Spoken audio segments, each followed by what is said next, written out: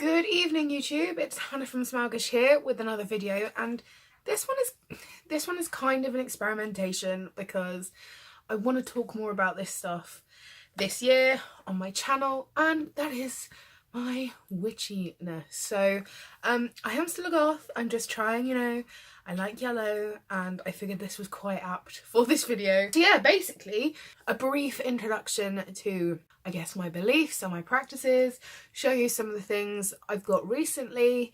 Hopefully I'll be able to put in an altar tour that I filmed, and yeah, just explain a few things. So I come from a religious family. My parents are both Christians, very active. I grew up going to church, but things just didn't ring true for me, and I definitely would still call myself a theist. I definitely believe in some kind of deity, whether it's source, universe, spirit.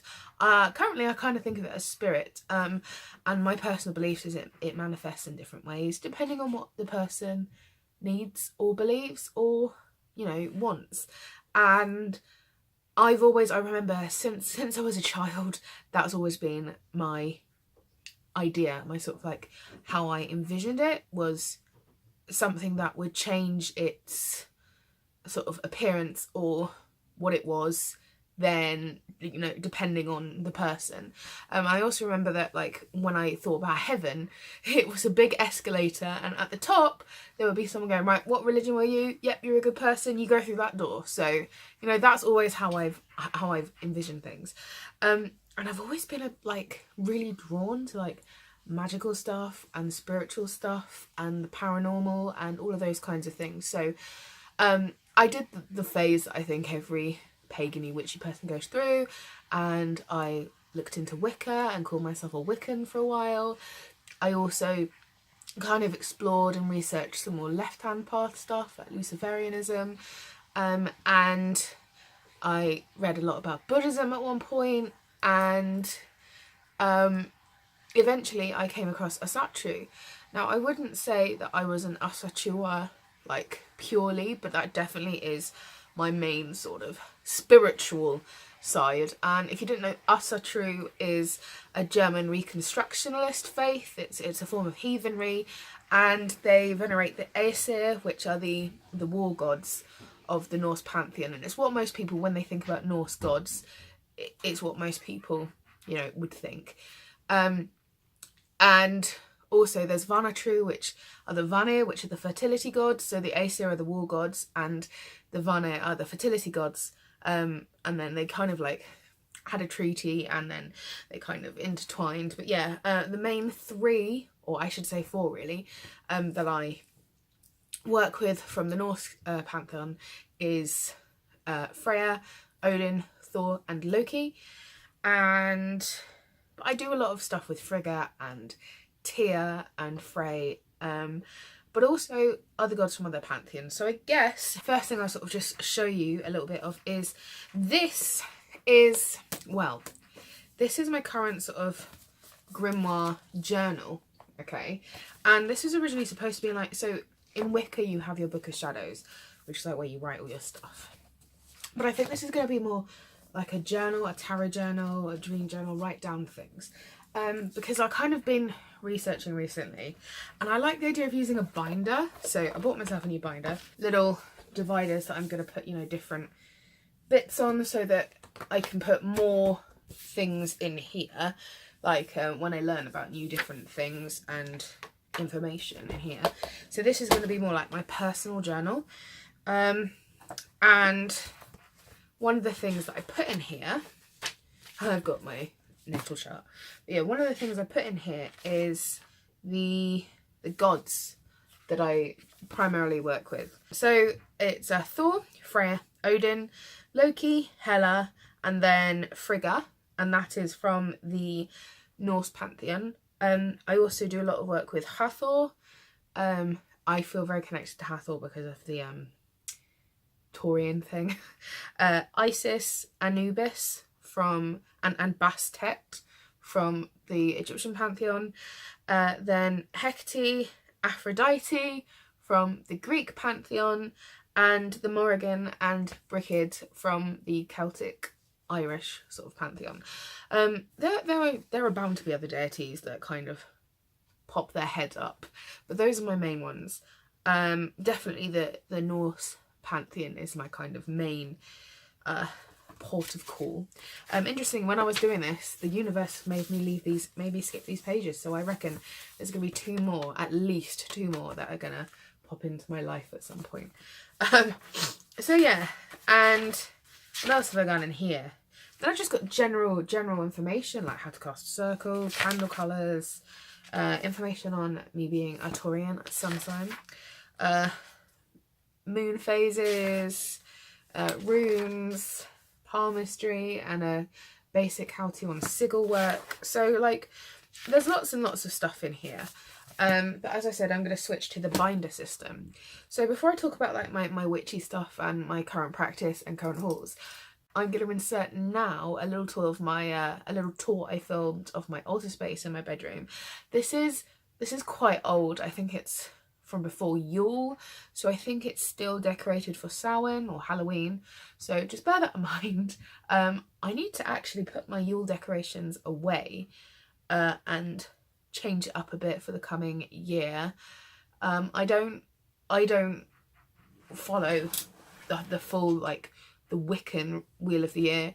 I follow kind of the major ones because they have parallels in other like faiths. So I think the next one that I would observe, that's the word I'm looking for, is Ostara, which is the Easter sort of comparison. So yeah, anyway, any ideas, let me know. Here is my altar tour. Okay, so this is my altar. This altar cloth is from Spooky Box Club. It's so gorgeous. So I'm gonna go from the left to the right and talk about what I've got on here. This is Bob. He's like my symbolic helper. Basically I'm a really big fan of the Dresden Files, and he has Harry Dresden as the main character, and he has a skull. His skull though has a spirit inside it. Mine doesn't, but he's just there to be like, hey. Then I have my tattoo tarot deck out pretty much always, just because that's the one I use for my daily card and my daily readings, and it's like my personal one. Then inside here, this is just a, if you can see, just a Killstar box. If I move, excuse me Bob, move Bob, move my tarot. In here, it's kind of empty at the moment, but I keep like my stones, any, like this has got candles and stuff in, this is palmistry. So just little bits that I might need to use. I've got cleansing spray for my altar, sage, all those kinds of things that I might need. Resin, incense, you know, that kind of thing go in there. Let's put you back, Bob. Put Bob back. Pretty sure Bob was like less than a tenner from Wilkinson's a couple of years ago. And then onto my altar properly. I have a candle.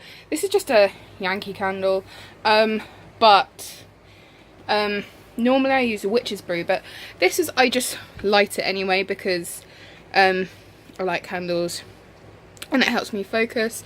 So I've got my candle and incense and sage lighter. It's one of those, you know, trigger lighters. It's refillable as well, which is cool. This is fallen down, but I just have a little angel there, which is a present from my friend Sam, because she works a lot with angels and she does a lot of angel work, so this is just there to help the angels look after me. These candlesticks I'm not using at the moment, but I just thought they were so really nice, and they were a Christmas or birthday present, I can't remember which, from my grandma, so thank you grandma. Then I've got this like fake ivy, which is kind of for aesthetic reasons because it's fake, but also kind of for like, you know, earth stuff. Then here I've got this tiny little crystal grid, and I'm gonna be honest with you, I can't remember what all of these gems are because it kind of came with a weird set, so I'm not sure, but I think, and I'm learning still, so I knew like which ones, you know, it was down. So I've got a clear quartz like crystal pointer in the middle to help sort of generate stuff. I know this is ruby, rose quartz at the back there. I think this is like moonstone or something. So yeah, that's my little crystal grid. Then I have, as I've mentioned in the video already, I primarily work with Norse deities. So this is my like my Norse statues.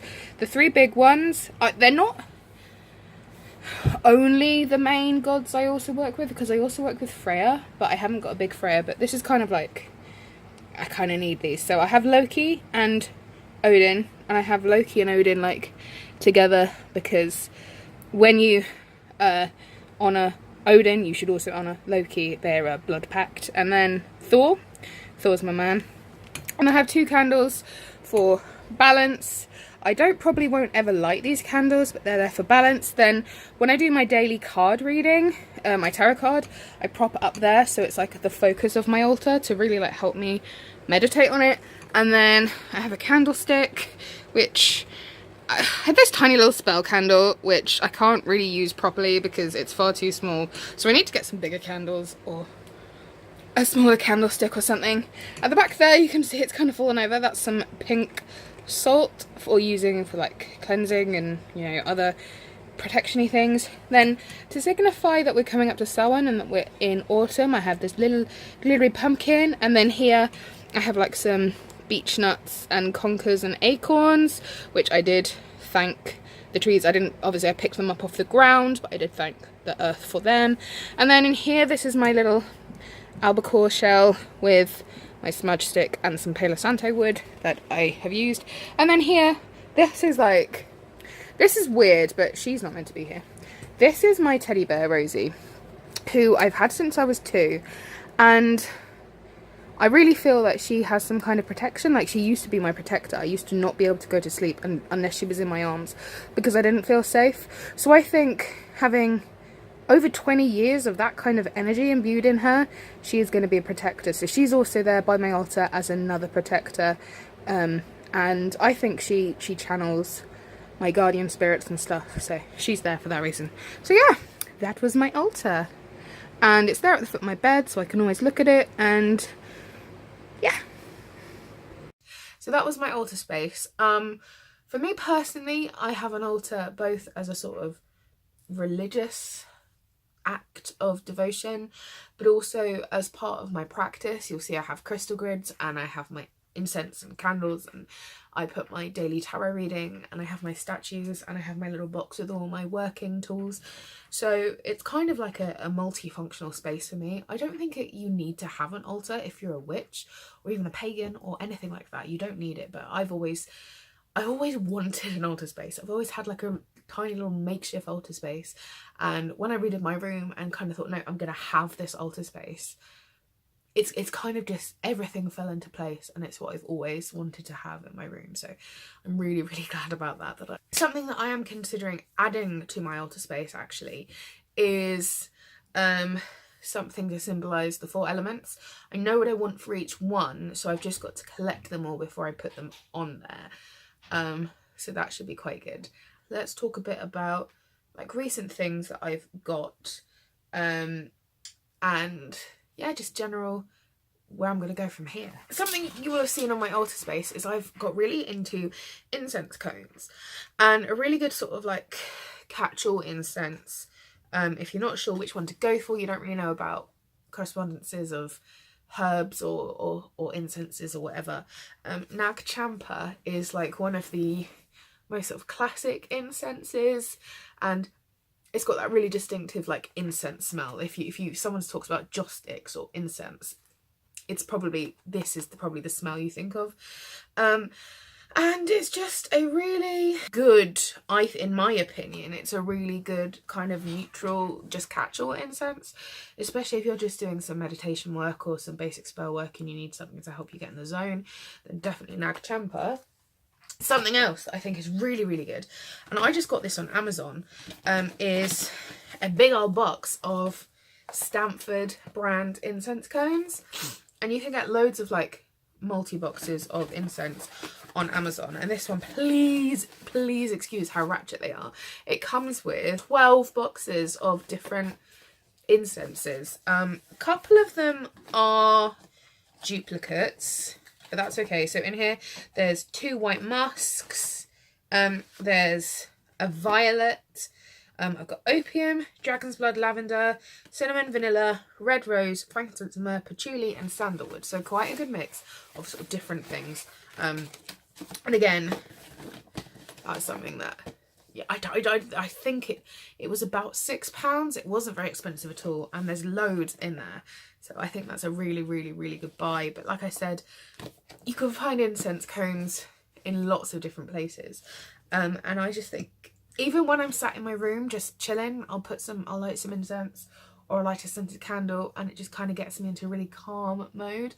And that means when I do come to do spell work or meditation or anything like that, as soon as I light the incense or the candle, I'm in that zone. So yeah, a big, big, big part of my practice in the last few months and going into the next year is tarot. And I have 3 tarot decks and 1 oracle deck. I mentioned this oracle deck in my Christmas haul because it's something I got as a Christmas present, and it's the dragon oracle cards. Dragon energy is something that I've always been interested in. I've always been quite drawn to dragons, but I've never really worked with them before, so I'm looking forward to really using this and seeing what wisdom it has to share with me. And the other thing I've got is, so I said I have tarot. So I have 2 fairly traditional tarot decks. I have the Rider-Waite. This is like the original, like when people think of tarot imagery, they think of the Rider-Waite deck. And this is the one that I use for studying because the pictures are so, like, the images on each card are so like obvious and easy to read. And I also use it if I'm reading for other people. Then I have the Tattoo Tarot, which is like one of my non-traditional tarot decks. And it's not an illustrative, like it's not pictorial, it's symbolic. But it's really beautiful. I feel like I'm not confident enough with my meanings and knowing what different things mean to just use this. So if I use this, I might use one of my other decks alongside. And then I think I mentioned this recently. I know I've definitely talked about it on Instagram, but as a sort of like New Year / early anniversary present, Pete got me the Morgan Greer Tarot deck, which is a deck that I've been after for like such a long time because it's beautiful, and I've been really enjoying using this for my personal readings. So let me just compare, let me just grab the same card in each deck to show you what they all look like. The Morgan Greer deck is sort of loosely based on the Rider-Waite. So that's the Rider-Waite Ace of Cups.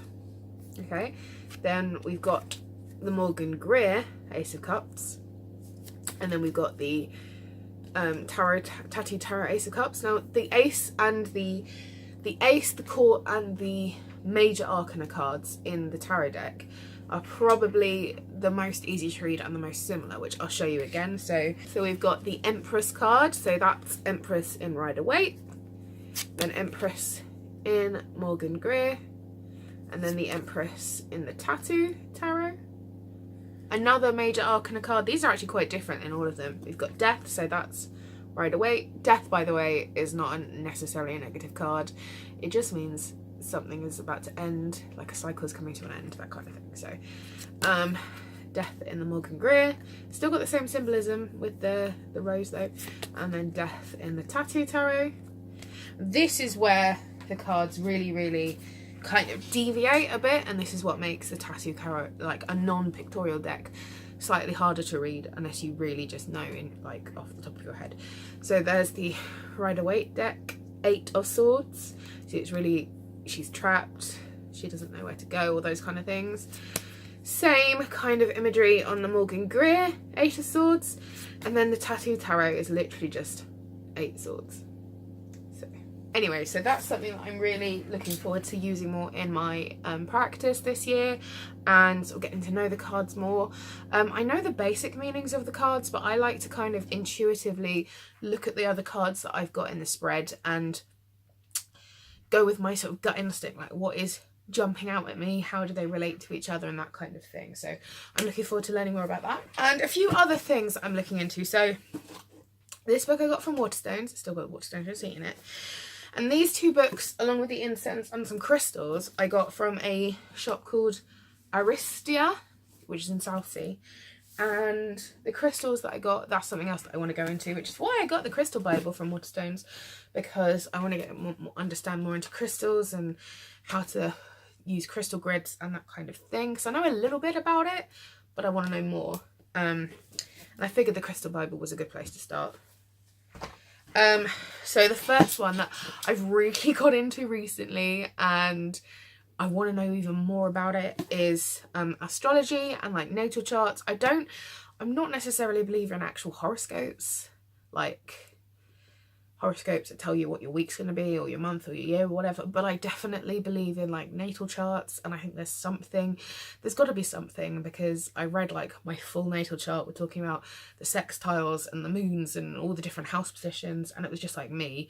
And the other thing that I've got really into is human design, which is like a more even depth, it's an even more in-depth kind of form of astrology and birth chart. And that was weirdly me. I'm a projector. I might do a whole video on it. So I got this book, Astrology Made Easy. And it's a guide to understanding your birth chart. So it just looks really good, and it's got lots of different information in there. And I think also it's got information about how your chart is like built and stuff. So that's good. And then the last one, this is something that I've always kind of been into. I mentioned it was in my little personal witchy journal, and that is sigil magic. So I bought myself this book on sigil magic, and I'm looking forward to doing this, because I think it's just such a good thing that you can just leave all over the place, and they're quite easy to hide. So if you're in the broom closet, so to speak, this is a good thing to get into. So yeah, that's just a little overview and introduction of my witchiness. If you'd like me to do some more about it, then please do say in the comments, because I'd like to do, not a series, but I'd like to do more videos on this kind of side to me, because it is a big side to me. It's a really important side to me, and I'm really excited to like get it out there. So thank you very, very, very, very much for watching, and I will see you in my next video.